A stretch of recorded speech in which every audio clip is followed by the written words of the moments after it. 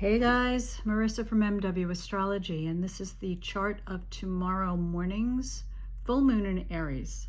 This one is packed, so let's try to unpack it a little bit, because this full moon, you're probably already feeling some of these energies. It is a pivot point, it is an inflection point. We are all being offered big, huge opportunities to make changes down to our very core essence. The way that we move in the world, the way that we operate, particularly in our relationships, is all under the gun. So let's try to look at what's going on. We have the sun at 24 Libra, opposite the moon at 24 of Aries, and this is what makes a full moon: sun directly opposite the moon. So sun in Libra means that the emphasis in Libra season is on relationships. It's on close partnerships. It's on how you are reflected back to yourself by people that you are in close relationship with. So partners, best friends, counselors, but also those people that aggravate you, irritate you, that trigger something in you for whatever reason, right? And so moon in Aries is saying that my emotions, Aries, first sign of the zodiac, baby of the zodiac, Aries moon says my emotions, my feelings, my needs for emotional fulfillment and emotional stability are coming to the forefront. I am owning them.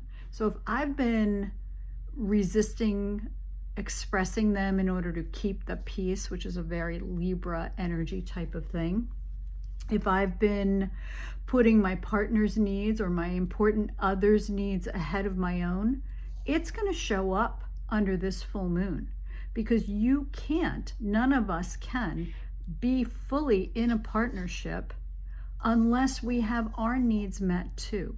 It's that equal balancing of emotions, but also honoring the individual. If the individual is being held back, is being kept small, is being not heard, is being dismissed for whatever, either by the self or perhaps by the partner, then how are you showing up in your relationships? What's being reflected back to you, right? And so that's a theme that's coming up under this moon. What do you need?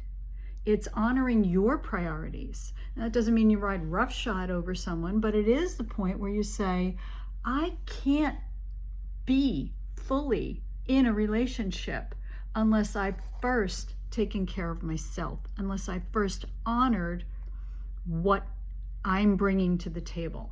Okay, so that's number one. You're going to see how you are perhaps not doing that and have the capacity and the ability, the invitation to change that. The other thing with this particular full moon, though, is that it's forming what's called a grand cross. Now, we talk a lot about T-squares on this channel, in my videos, because T-squares are important. T-squares are common, and T-squares are uncomfortable. They are the impetus to make changes. But a grand cross is when you have 4 squares or 2 oppositions, right? So now we have Pluto at the very last degree of Capricorn, ready to leave Capricorn on November 19th, move into Aquarius. It's not going to be in Capricorn for the rest of our lifetimes, not for another 240 years. Pluto is finishing up in Capricorn, and it's opposing Mars in Cancer. They're all squaring, making a 90-degree angle, right? So Pluto squaring the sun, Pluto squaring the moon, Mars is squaring the moon, Mars is squaring the sun. If your head's spinning, I apologize. Let me try to give you the short version of exactly what you're feeling. When we have all of these energies with no outlet, but each other. We are going to have to work with the frustration that you're feeling, right? Squares bring frustration, tension, as well as work with the two oppositions requiring balance. So, Moon in Aries is saying my emotional needs, Moon is emotions, the way I take care of, the way I nurture, now have to be directed towards me. I have to honor my individual requirements. And then I can come into relationships with full ability to meet other person's needs and to foster and nurture the relationship. I can listen to what my partner requires because I'm not coming from a place of reaching for external validation, okay? The Pluto in Capricorn has been bringing up all of our old patterns, right? All of the ways that we're trying to keep ourselves safe, all of these ways of trying to gain validation in the world. What's not working? How are we defaulting into control dramas, right? Pluto at the very last degree of Capricorn is saying, guys, you can't pretend that you can't see this anymore. It's time to be done. We need a completely different way of existing, of showing up in the world, right? Of showing up as our best self. Opposite Mars in Cancer. Mars is your physical energy. Mars is how you get your needs met. And Mars in Cancer is saying just that. How am I nurturing myself? How am I building a safe space for myself? Am I taking care of everyone else at the expense of myself? That is not sustainable. Pluto shows you what's not sustainable, how you disempower yourself. How can I prioritize my self-care? Not just my emotional needs, but also my self-care. Cancer needs that safe space. Cancer needs that sanctuary to go retreat to. Cancer needs the inner circle because there's a lot of emotion here. And when you have Mars, the planet of action and anger and how we defend ourselves, focus towards taking care of ourselves in this nurturing sign, if you don't follow through with it, you're going to keep defaulting into anger. Why? Because your boundaries are being violated. That's all anger is. It's a messenger that's telling you that your boundaries are being violated. So the Pluto-Mars opposition here is saying that before you guys can even get into your relationships, before you can even show up as your best self, you have to have established a foundation of real, legit self-care. Not, I'm overwhelmed, I need a day, let me go do something nice for my body. This is work. This is being open and honest and taking steps to manage your boundaries, to honor your needs, and to create a safe space, a sanctuary, a sense of home, of rootedness that focuses on your needs and what you're doing so that you're not defaulting into anger or frustration or denying yourself. Okay, so that's kind of the energies that are happening here. There are a lot of other players in this, as it were, right? And so the one that I do want to bring out, because this is such a relationship oriented energy pattern, is Venus in Scorpio. Again, last degree of Scorpio. Last degree of Scorpio.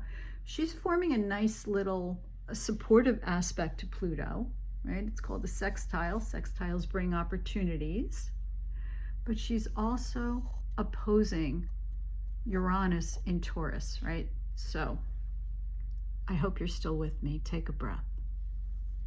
Venus in Scorpio. Venus is how we connect with our important others. It's our values. And when she's in Scorpio, it's about intimacy on a very deep level. How can I show up as vulnerable? How can I be seen? And how can I make it safe for my partner to be seen, but the quandary in Scorpio is, if I'm going to show up and be seen in order to achieve that level of intimacy that I so desire, I have to be vulnerable. I have to be willing to be seen. That's scary. So, what am I going to do? Can I empower myself to stand in my own light, to do things in a new way, to recognize my unique individuality and infuse that into my values so that when I come into partnership, I can be seen. I am taking responsibility for myself. I am not deflecting.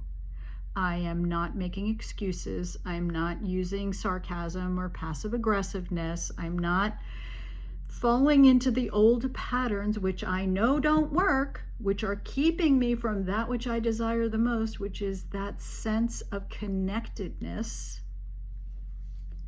And I am allowing myself to be seen as a whole, complete being, as well as taking responsibility for what I need, not looking to someone else to fulfill it, not expecting someone else to take care of me, but instead coming into my relationships with a very clear understanding of who I am, what I need, and what I offer. So I hope this was helpful.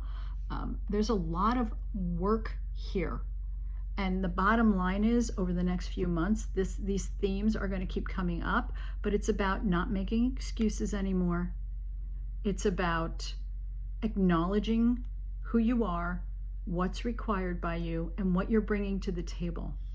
So demonstrate the value that you have for yourself and be brave enough to consistently honor it. Take good care of yourselves.